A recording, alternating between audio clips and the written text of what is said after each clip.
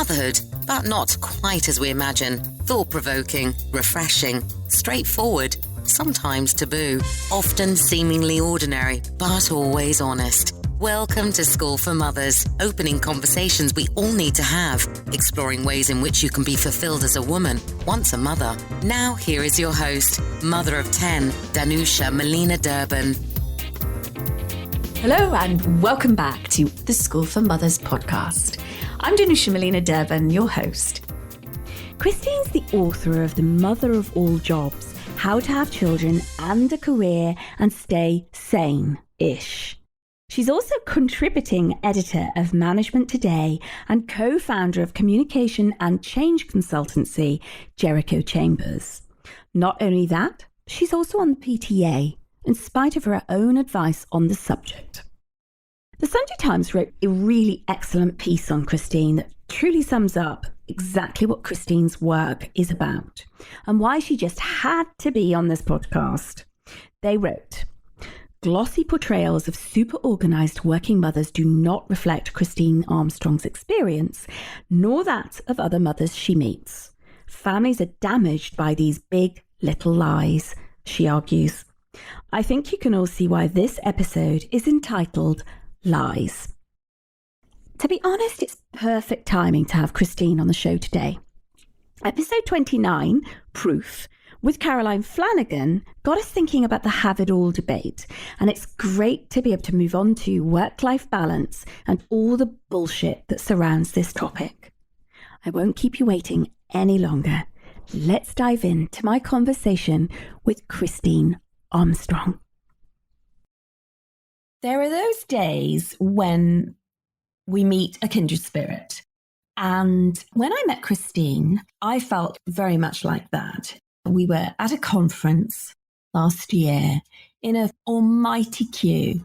And I found myself beside this really beautifully dressed, stunning woman. And we got chatting about this queue and about the day.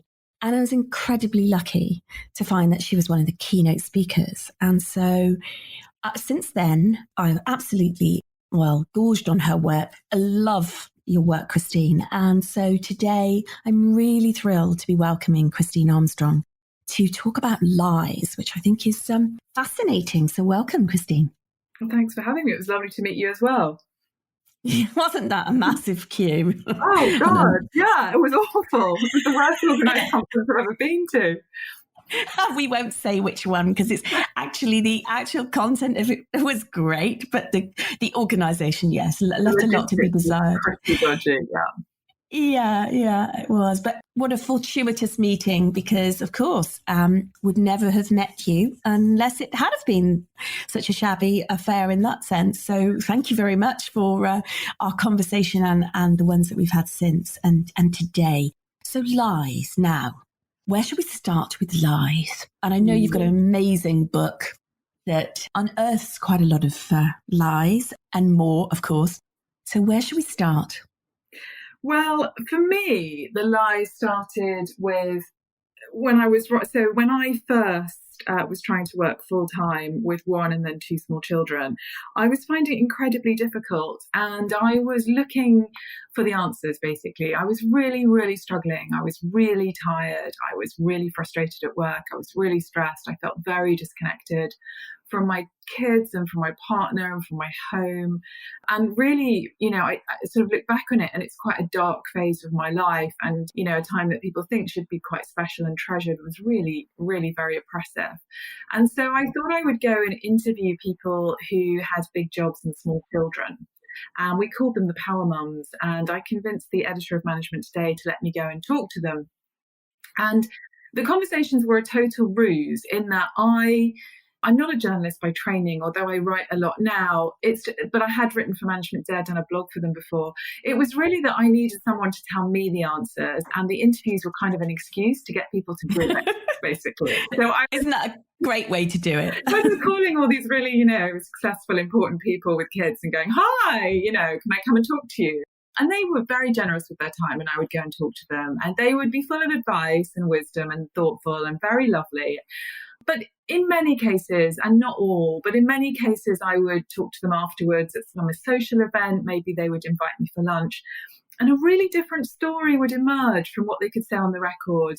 And what I came to understand is that if you're in a job and you've got a family and you're finding it quite hard, it's really difficult to talk about that beyond a very, very small group of people who are your close family and friends. And the reason is that obviously your employees will read it, your boss will read it, your team will read it. If you're in a senior role, which many of the people who comment on these kind of issues are, then your shareholders will read it. You know, the people who might promote you to your next job, headhunters, whoever. And so it made me realize that we have this very untrue narrative about working parenting in this country at the moment, which is that if you work really hard and you're really ambitious and dedicated, it's absolutely fine. And the reality is more complicated than that. Isn't it just? Yes. So there's kind of a dual narrative going on, or actually multiple narratives, isn't there? So these women... The dominant media narrative is the one that if you work really hard, it'll be fine. There is an underlying social media and friendship group narrative, which is like, my God, this is so hard. But that hasn't. Until the Sunday Times piece that I wrote last year, it's so many people. I got 1,000 messages when my book came out, and the piece was called Big Little Lies. I got 1,000 messages in 24 hours from people saying, oh my God, why is this the first time anyone said this publicly that I can read? Like, I thought it was just me. And so I'm really concerned that this dominant media narrative by very, very successful women, which is well-intentioned, I'm not in any way having a go, is actually making lots of people feel like they're failing. Yeah, it is. I've been on stages with several women who have told that perfect image narrative of, yes, it's very possible. It's actually just get this and this in place. And then of course you can be VP of this, COO of that, and, on the board of this, and come off the stage and said quite the opposite. Exactly. The actual opposite in the green room or, in whatever cupboard we're put, to get our kit together, like, oh God, my husband and I, we hate each other. Literally, where they almost, having had that public, performance, then they need to vent it somewhere and to tell the truth. I mean, they probably do it also because I don't do that. I say much more of, I don't stand and say, yay, it's all incredibly easy. No, quite the opposite. So of course I do trigger that in people and invite them by who I am to tell more truth about it. But it's so sad that women who've, worked so hard to get to where they are, I can only assume, and actually some have told me, it's too dangerous. It's just too dangerous and too vulnerable to stand up and say, here's what it's really like. No, it's not true that if you work hard, you can make all this work, because actually the structures aren't there for that to happen. So yeah, I'm sad about that. It is sad that we've got this, but it has to change. I think it's sad because it's dishonest and because it makes other people feel like they're not trying hard enough, or it's some fault in them or their family that they can't make it work and thrive. I think it's sad that we have such a cap on the narrative. I was talking to some law firm partners, and one of them said, if we said what we really thought, we would never work again in law. Yes, exactly. Well, that's it. About the hours and the demands and the always on. And the way that I see it is that we've changed the way that we work in the last 20 years. And you like I will remember when email was installed on your computer, the excitement when you were first given a BlackBerry, and that seemed like a real step forward somehow, because it meant you were important enough to have one. And then the BlackBerry being combined with your mobile phone, and then this gentle expanding of the working day. People commute a bit further because house prices have quadrupled. People live a bit further away from their original families. And we've moved from an assumption that we'll have one parent or one member of the family out at work, the breadwinner, which is usually dad, 9 till 5 or whatever, to this idea that both parents, if there are two parents in a household, will be out earning money to pay the rent or the mortgage. And we haven't figured out where the caring goes in that. We haven't figured out who's supposed to take care of our kids or our parents or whatever else we have to deal with in that. And we're all trying to work it out, right? Employers are trying to work it out. Is flexible working the answer? What else can we do? And every family in the country that's up against this is going, okay, what can we do differently? How can we make this work? And for me, we have to be really honest about the fact that you can't work a 14, 15, 16-hour day and care for a family and feel perfectly calm and happy. It just doesn't work out. So, everybody's got to make their own decisions about this. And unless we have that conversation, then I think we're profoundly disempowering people. How are you doing it? Well, I've changed the way that I work completely because of my interviews. So essentially, I've spent the last 7 years interviewing not just mums, dads, but also teachers and business leaders and managers and, HR departments and, anyone really, nannies and social workers and au pairs, anybody that kind of has a view on the system. And what I've taken away is that people who are able to take control of their time seem to be much, much happier, even if they're still working long hours. If they're choosing when those hours are, if they're choosing what those hours are, then they seem to be much more stable and much happier. And so that's really how I designed my life. So 5 years ago, about the time we had our third baby, I stepped out of sort of formal corporate work and co-founded a consultancy which had no fixed hours and no fixed holidays, where essentially you get paid for the work that you do. And that worked really, really well, actually, with small children, because it allowed me to be a professional, to use my professional skills and to be in the world. And so to, do what I'd done for the last 15 years before I'd had kids, but also to be able to be home when I needed to be. And that worked really well. And then when the book came out, it's just been so overwhelming that I've really focused a lot of time on writing and speaking and doing things like this. So I've changed again. But again, I'm very much in control of my time, and nobody tells me that I have to go to compliance training from 8 until 12, meaning that I've got to work until 10 o'clock tonight to do my day job. All those things, those small but important things that drive people completely crackers. Yes, which is why so many women are leaving corporate roles in droves, isn't it? To have control. It is. It really is. And I interview so many women who say, Christine, I am a very, confident, I'm very skilled, I really enjoy my job, and I've spent 10 or 15 years or whatever invested in it. I want to do it, but I just want to be able to do it from 9 until 5 and then go home. And why is that not possible? And somehow we've defined, I am talking about professional jobs here, but we've defined a professional working world where that is seen genuinely in many businesses as part-time. Yeah, of course. I interviewed one woman who said to me, my biggest problem, Christine, she's really intense about it, is that after-school clubs finish at 6 o'clock.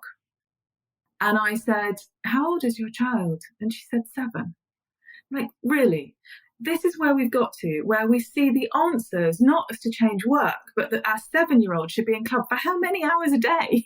How many hours do we want these kids to be cared for by the school or carers or people around them? And I don't blame her for that. I'm not making a judgment, because I've been her. I've been in that world where leaving at 6 just feels completely like you're letting the side down and letting the team down. So it isn't a judgment on her, it's a judgment on how we're working. And it's really frustrating when you also look at the data. There's some great data from the States which shows that in an average working day, people are productive for less than 3 hours. I think it comes out as 2 hours 54 we actually spend doing work. And the rest of the time we are, it counts. It does this hilarious breakdown of what we do for the rest of the time. Over an hour reading online newspapers, 27 minutes on average looking for another job, 20 minutes making tea and coffee. It's this ridiculous catalogue of things that we're all doing that aren't actually moving the business forward. And you look at the UK's productivity failures, and you kind of go, we're working all these blinking hours and we're not achieving very much. And yet, I've got somebody on Twitter this morning that I've been corresponding with called Ambitious Mother. I haven't actually met her. And she's saying, she's got a very high-powered job and she does it 4 days a week, and she's trying to change roles. And her new boss is saying, well, how can you possibly do the job 4 days a week? To which her response is, well, don't worry, I'll work the 5th day. I'm always contactable. And I think, well, how is this the answer? What are they looking for her? Why can't she just do her job? She's clearly very competent. Why do they need to control her every hour of every day? So there's something very unhealthy in this dynamic. And for me, the important thing to start with is to talk about it and be honest about it. Yeah. Well, the groundswell of people that obviously privately are feeling this is there. But how do you break the silence? I mean, clearly you have. I get that you have. You're breaking it through the book and you're breaking it through your speaking and bring it. But and it's one mode, but how do women who are occupying roles in companies where, this would be counter-current. It would be heinous, actually. It would be suicide, career suicide. How do you do that? So we'll have listeners here, actually thinking, oh God, if only I could do that. Now, Christine, tell me how. Yeah.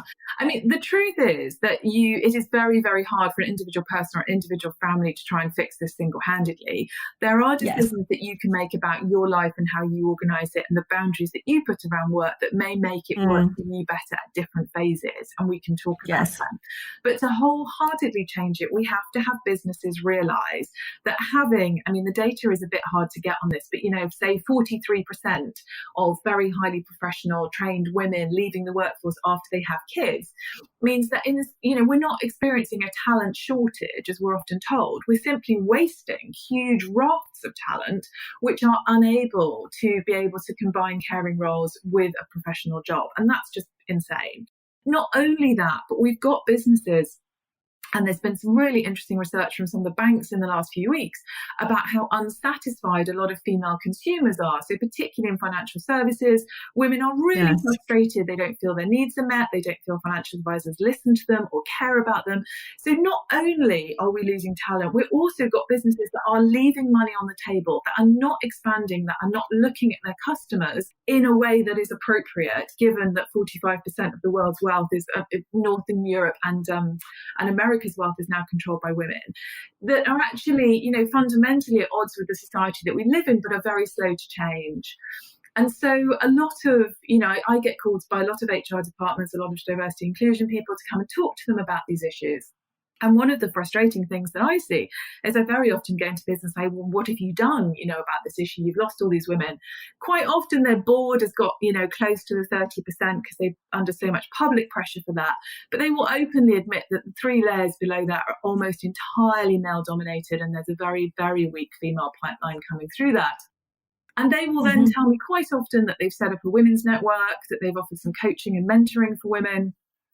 They might have tried a bit of blind recruitment, but probably not. They might have tried a bit of flexible work, but not with any great commitment. And frankly, there's a number of managers that won't accept it anyway. And so they've sort of tried these things that they're poking around the edges of, and then they're frustrated those things aren't working.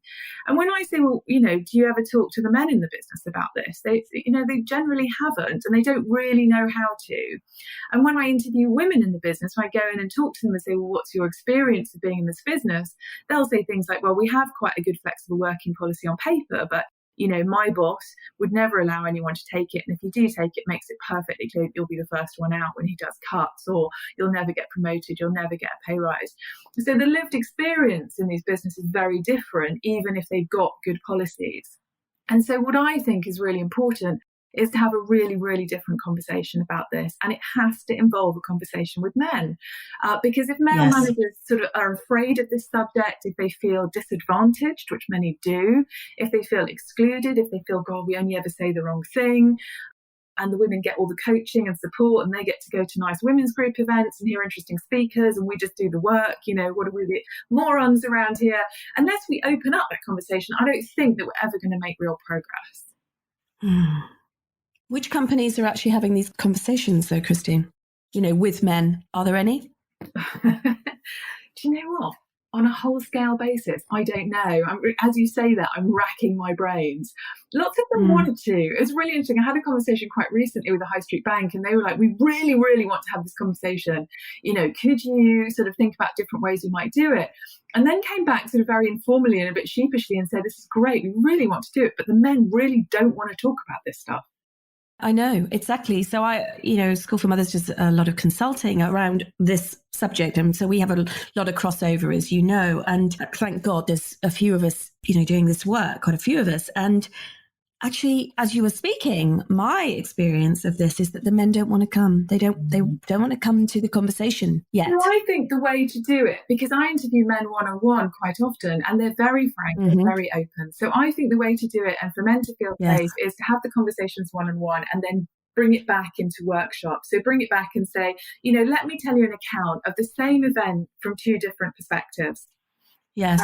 And it's not necessarily, you make it generic enough that you're not singling out anybody who might or might not have handled something perfectly, But you're just saying, in this scenario, how did it feel? Do you recognize this? How did you feel? How did the other person feel? What were you trying to achieve? And to try and elevate some of these things into conversations that are in the open. So rather than in private, in the canteen, in the loo, in whispers, there's things that we can actually talk about in the business. And there are businesses trying to do this and taking it really seriously. And the businesses, I think, that most likely to take it seriously are those businesses that know that they've got a huge female consumer base and that they have to have senior women. Otherwise, they would really, really be missing their own market. Yeah, exactly. Yes, I mean, they have to, as you say, otherwise they'll leave that money on the table as they are. So it's a funny old problem, isn't it? I talk with men, consult with men individually and in teams, and we do talk about this. And actually, they are equally yearning for something different. Not all men, of course they're not. I'm not blanketing this, but they are. They're really frustrated because actually men's roles have changed dramatically. So this presenteeism, these enormous hours, the demands, the pressures on men, it's hurting them. They want to be fathers, decent fathers, whatever that means, good fathers, present fathers, loving fathers, involved fathers, engaged, and they do. They do, but they find it very hard. Those men that feel that way find it very hard to say it publicly because they think the stigma and the judgment on them is much harder than on women who say that. So, I do think this is part of a very significant generational shift where you've got a group of CEOs and leaders who are largely male, who have grown up in the breadwinner model, who have got partners who've been based at home and raised the children, who really are quite happy to work 12 or 14 hours a day on the whole, who feel well rewarded for that, who feel they've got recognition and authority and are quite comfortable with that. And then you've got another generation of men who are looking at their household income and the price of housing and saying, there is no way that I alone could do this. And anyway, I don't want to. And my partner doesn't want to be at home because, social norms have changed and she's very successful and ambitious and wants to do things. So it has to be a much more mixed pattern and it has to be more balanced between us so that we both have the opportunity to work and earn money and also be engaged with that family. But those men who feel that way feel very silenced at the moment and very afraid of speaking out. And so part of, I think, what, the job of having conversations with men is to liberate that conversation and make sure that those men aren't belittled for saying something. It was really interesting. I was doing a presentation at a big business about 2 weeks ago, and the chief executive introduced me. And he said, I really don't see gender differences. And I've always been really committed to raising my kids. And I've always dropped them at school in the morning before I come to work. And afterwards, one of the women in the room came up to me and said, it's all very well for him to say he drops his kids, but he lives in the centre of London. And I live in zone 5. So if I drop my kids at work, I would be here at about 5 to 10. He can drop his kids at a very, very expensive private school, and he can be here at 8:30. So, this generational misunderstanding, of course, nobody said that directly to him, was pretty profound. And she was quite frustrated. She sort of eyes filled with tears. I would love to drop my kids at school every day, but I wouldn't have my job if I did. Yeah, but isn't it a pity that nobody has re-educated him and actually, not challenged, because that's his lived experience. That's fine. That fits his, his ability to do what he does because of his role. But the fact is, nobody's actually said to him. I mean, I'm slightly aghast. He's choosing not to be challenged because he introduced me and then he went to another meeting. So he did not see dealing with this issue as a priority and he left. And so this whole enormous conversation then happened without him in the room. And when I'd finished presenting and talking, outside the glass hall, outside, there were lots of groups of people who stood in the corridor for ages continuing this conversation. So it was a real shame that he'd missed it, but that's very common. I mean, I'm sure you have the same experience. If I had £1 for every single time I get invited to speak to the Women's Network, I could make myself incredibly rich without ever having to go and speak to the Women's Network. But the truth is that speaking to the Women's Network won't solve it because the women in that group already bloody know the answers and they could sort it out by tea time, but they don't have the power or the authority to do so. And so that's why the conversation has to be happening in different places. And it cannot feel like we're attacking either gender or either generation. It just has to be a better understanding of how society has changed in a very, very short period of time. Yes, absolutely. I think we've moved from that breadwinner model into a bread sharing model that brings profound changes to our expectations. And actually, you've talked about childcare and after school club, and I'm, oh goodness, that poor little 7-year-old. And I understand her, by the way. Like you, I'm not criticizing that mother. I've been her too. So, and that's why I'm sad because. I know. Yeah, I just, it's these awful choice points that we have to make in order to do what we feel we have to do to keep our families going financially in all sorts of ways. But you did come back from childcare. You mentioned about there are some individual strategies. We've looked at the kind of organizational piece, but how about, and that's a huge deal. That's a tide that's going to come in. It's happening. There are enough of us that are determined to bring these conversations to bear in organizations. But what about individual women? Because as you said, each family is dealing with this differently. Yeah. So the first thing I would say is I try not to make it about individual women. I'd look at the whole family structure if you possibly can. I know there's single moms who might be saying, well, it is just me, which is fair enough. Then that's probably what you're looking at. But it's kind of looking at your household unit and going, right, what does it take for this unit to operate? Which isn't about one particular child. If there are multiple siblings, it's not about one parent or the other. If there are two, or, if there's a grandparent or somebody else, a pair, whatever, living in the house, how does the whole thing work together? And for me, the happiest families that I interview, the most stable, and I'm not saying they're not stressed and life's perfect, but the ones that seem to have it under control are the ones that see the whole household as one and then make very active decisions. And they are decisions that change as the children get older, as they go to different schools, and they reflect different points in their career. And the most unhappy and frustrated families are those who see it in a much more individual prism of, I want to achieve this, or he wants to achieve that, or this child needs this school and that child needs that school, and the third child needs a completely different school, which is a 5-mile drive down the road to meet their needs. And it's very fixed and nothing can change. And they're the ones I think that get very, very stressed. So with families that kind of want to say, okay, how do I make this work for us? I kind of go, right, how much time can you cope with working and how much time do your children need? And what does that look like? If both of you could perhaps do a 4-day week, if you could finish at 4 every day, if you could do a 9-day fortnight, if you could work at home every other week, or if you're very happy to work full time, but you've got great support, that also is fine.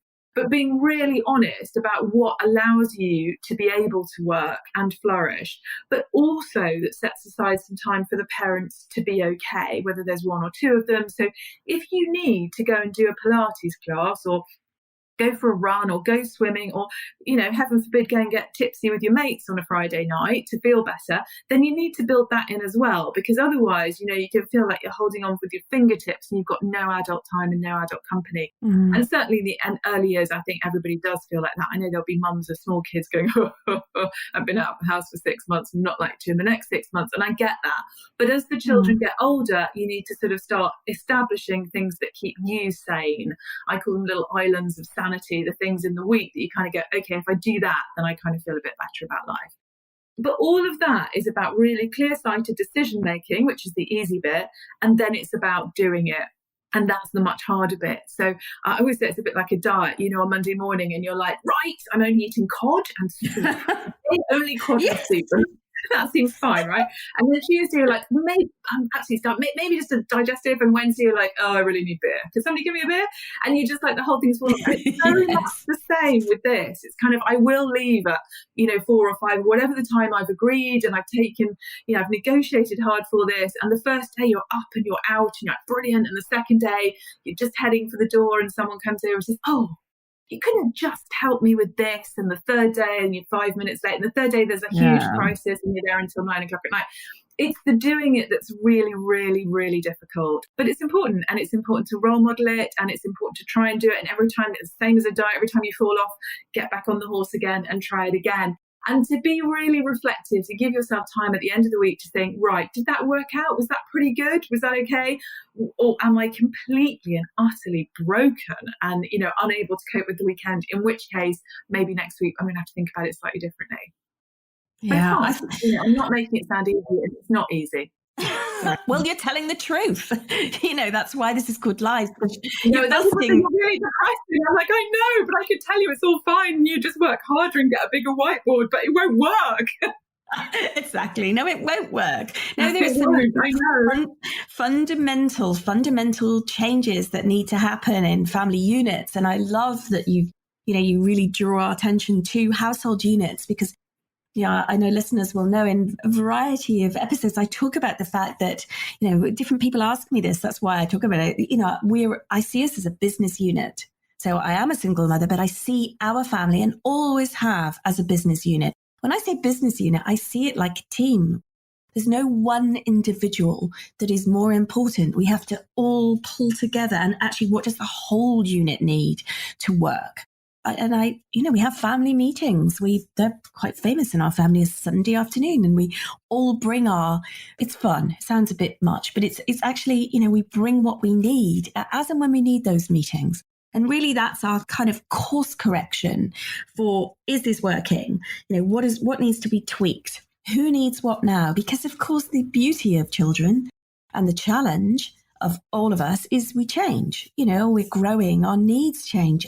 And so, this unit idea is so much better. But and I have friends who, there is competition between, it's basically a competition between either who is most tired, or whose job is most important, or who earns the most and therefore has more leverage, or, you're the woman, or, there are so many permutations of this, of basically divisions, and then resentment is enormous. And I think having conversations about that, and I interview far too many women who said, I just didn't realize when we got together that his brain was wired to think I would be the one that organised all babysitters, that cut back on my job, that compromised on what I wanted to do, that his work events would always take priority over mine, that his work would always take priority over anything else that the family needed to do at the weekends and the evenings.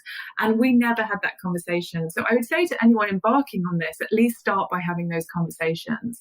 And I interviewed a gay couple in New York who adopted kids. And in order to adopt, they had to go through an adoption agency, and they had to do therapy and write essays and answer questions about how they were going to parent, and who would take off time when the kids were sick, and how they would pay for childcare, and how they would discipline their kids, and what they would do in different circumstances.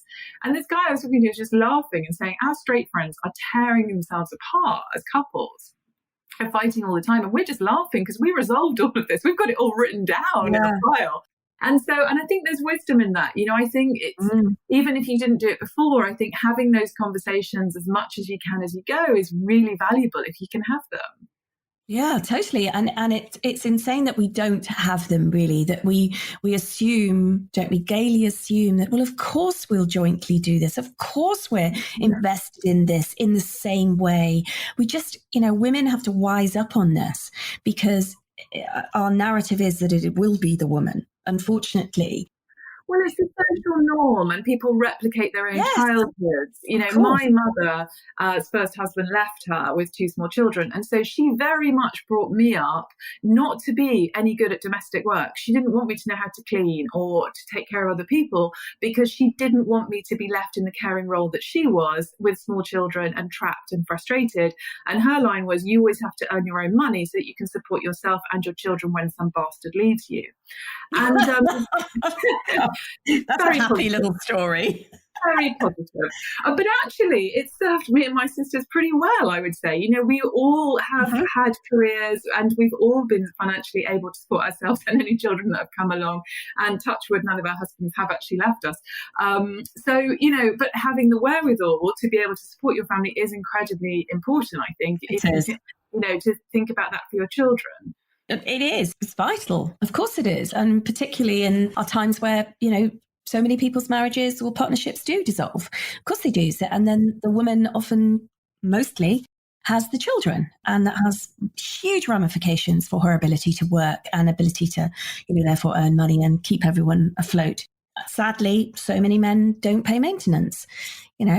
Many do, but there's a good old proportion that don't. So it's vital that we have our daughters and young women think about this well before you're in a relationship.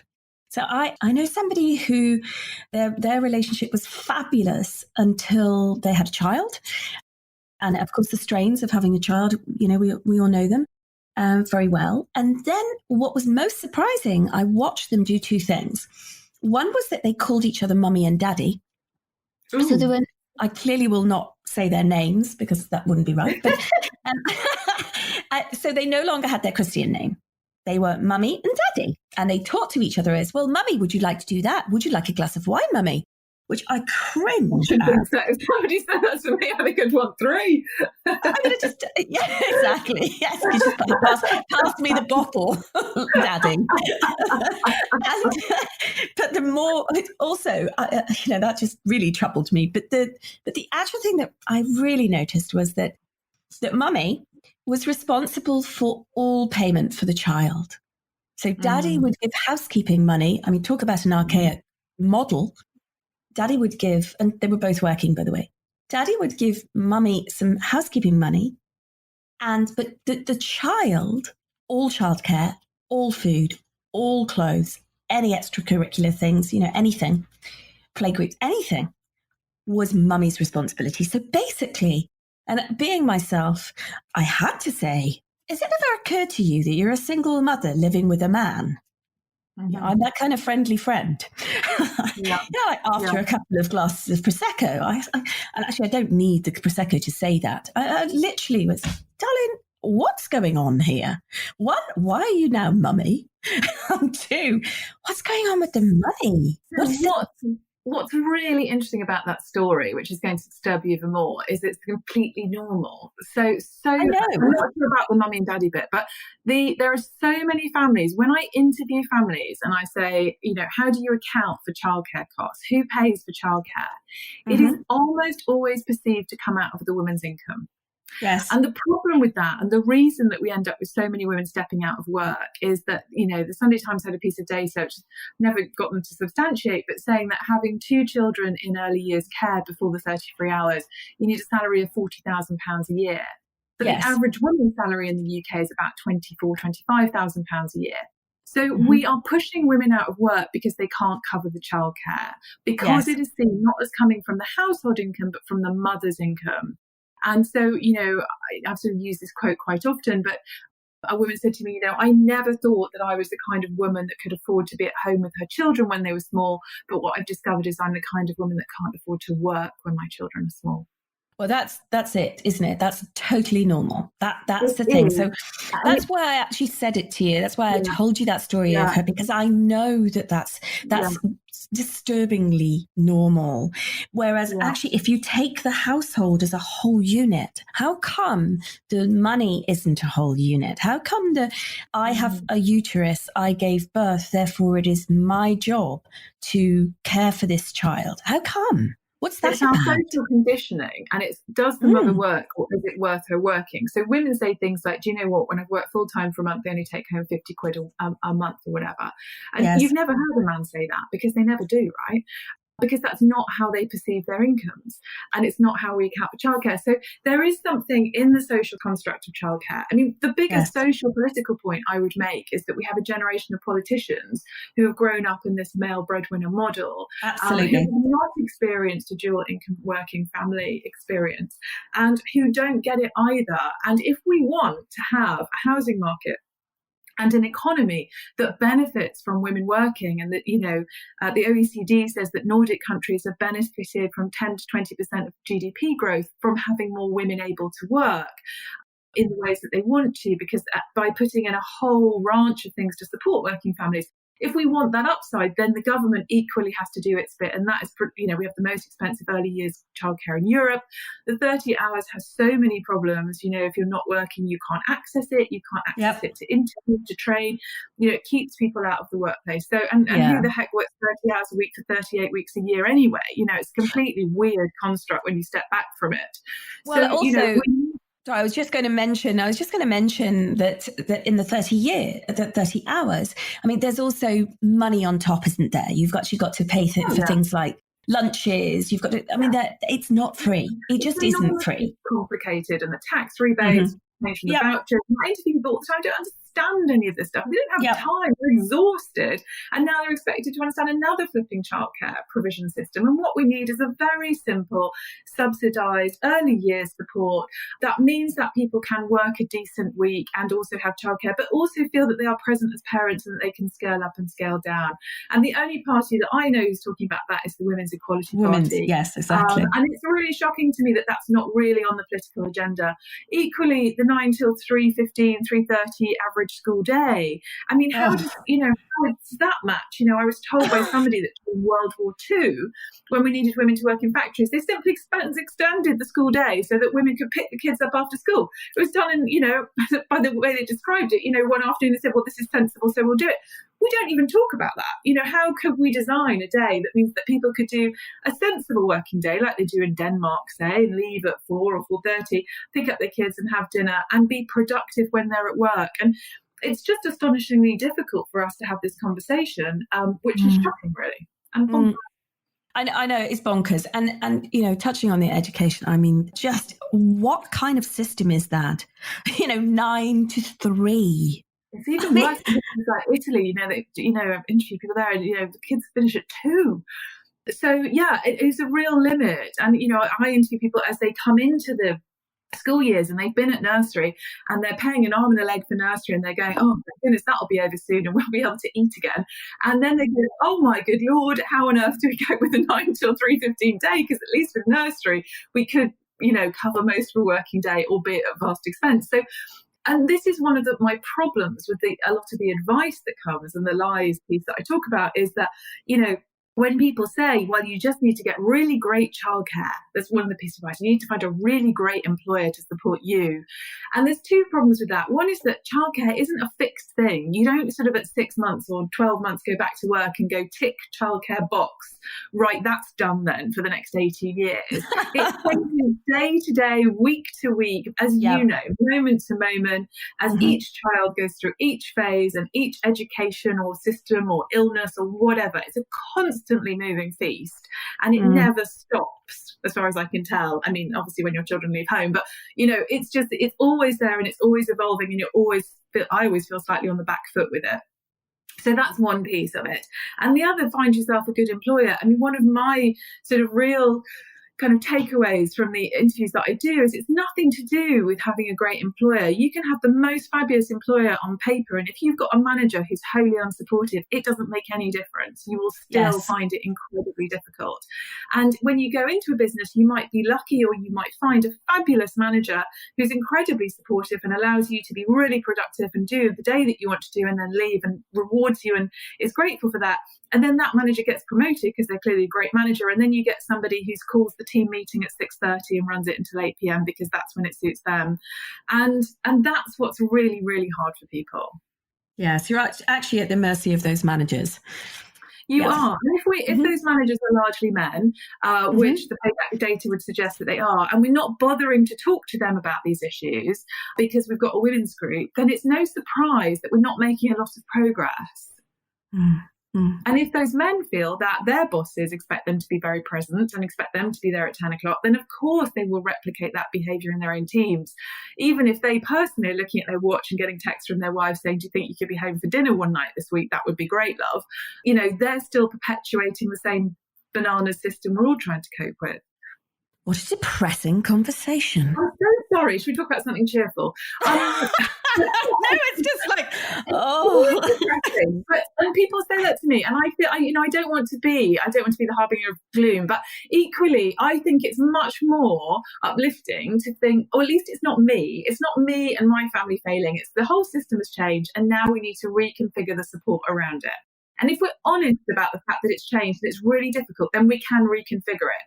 If we keep going around Pollyanna going, it's all great, everything's fine, women are amazing, just work really hard, then we don't change it.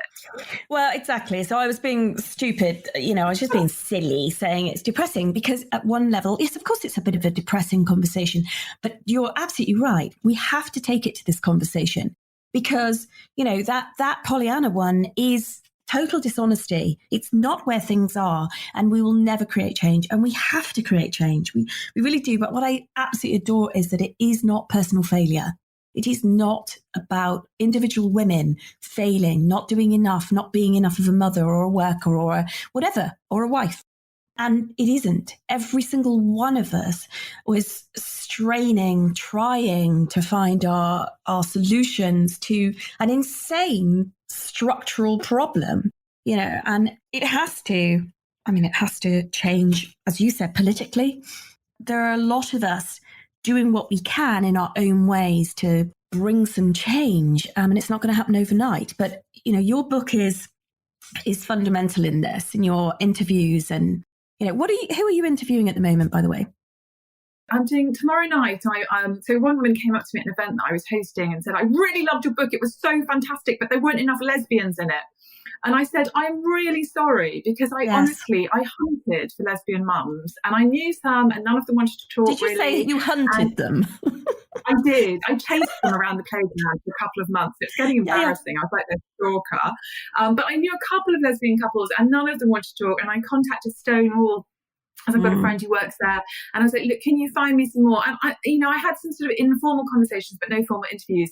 So this lady said, right, she said, I'm convening a group of lesbian mums for you. So I'm interviewing 10 lesbian mums tomorrow night about their experience, which I'm really looking forward to. And I'm really, really interested to see how their experiences of parenting differ from straight couples, and, what support that they want, and whether they feel heard and whether they feel recognised, and how it operates differently if you're a biological mum or a non-biological mum, and how that is. Yes. So I'm really excited about that. Oh, that's going to be wonderful. That's amazing. I'm really looking forward to it. And I'm also doing quite a lot of interviews with men at the moment. So I've got sort of quite on a beef about men and masculinity, and how we really get men talking about this, and get all of the positive support that men have for these issues, how we unlock that. Because there are so many men that want to change this just as much as women do, but somehow we don't hear from them. So, where does that go? And then the third thing that I'm doing is a piece on extreme hours. So I did a talk at a business, and shortly afterwards I got an email from one of the attendees saying, funny you should come in today, but straight after you left I got an email from a headhunter asking if I wanted to take a new job as a managing director of something. And I emailed back to the headhunter and I said, what would the hours be? And the response was, normal working day is 7 a.m. till 10 p.m. 5 days a week with a lot of travel. He sent me this whole email, in the email. And I was like, wow.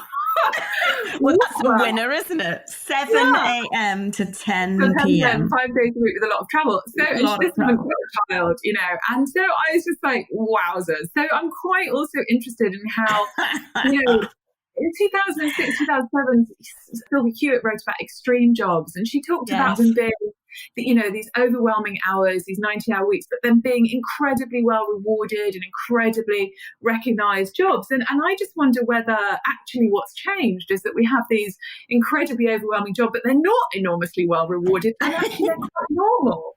And I was reading Adam Kay's book, I'm about 3 years too late, on This Is Going to Hurt, and looking at his hours as a junior doctor. So that's something else that I'm really interested in, is this extreme hours culture and where it exists. So I'm doing some work around that as well. Oh, it's very exciting.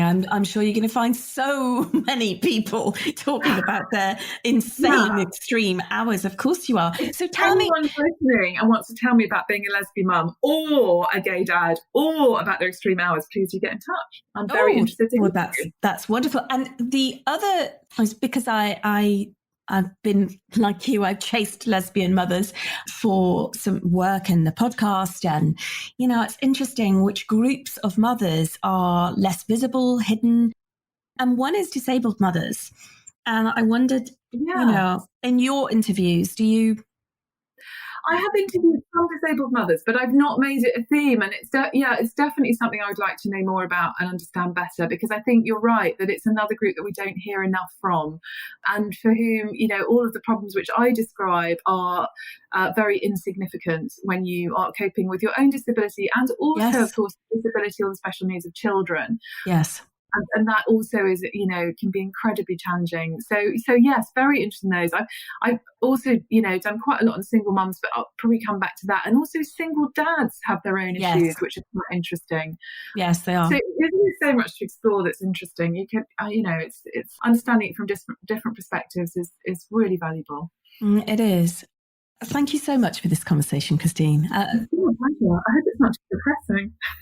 No, it's not. It's bringing those lies to the surface and yeah, it's wonderful. And we have to do it. We have to. So I'm really grateful that you've been on School for Mothers podcast and brought so much richness to this conversation. And thank God you're out there doing this work. Thank you. Lovely to talk to you. Christine is a mega champion for working parents and so in touch with the realities of trying to balance work and life. Well, work within life. It was fabulous to get into the nitty-gritty behind this debate. Thanks so much to Christine for sharing her advice and tips. Be sure to buy her brilliant book. Hop on over to our website where there's a link to it there. It's a really superb book. As always, I'd love to hear your thoughts on the episode. Do you agree with what was discussed? How do you find the realities of being a working mother or indeed a working father? Let me know at podcast@schoolformothers.com. Take very good care of yourself. Here's to you.